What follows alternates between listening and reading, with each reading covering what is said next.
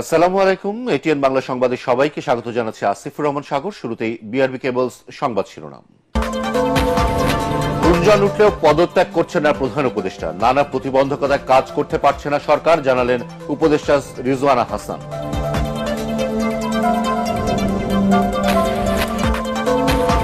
Doctor Mohammad ইউনূসের পদত্যাগ চায় না বিএনপি, তবে দায়িত্ব ছাড়লে বিকল্প বেছে নেবে দেশের জনগণ, মন্তব্য সালাউদ্দিন আহমেদের।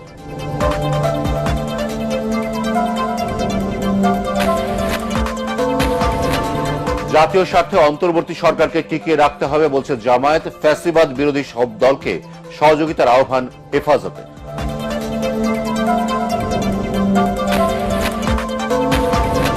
এবং খুলনা, বরিশাল সহ 7টি অঞ্চলে ঝড়ের পূর্বাভাস। সমুদ্র বন্দরগুলোকে 3 নম্বর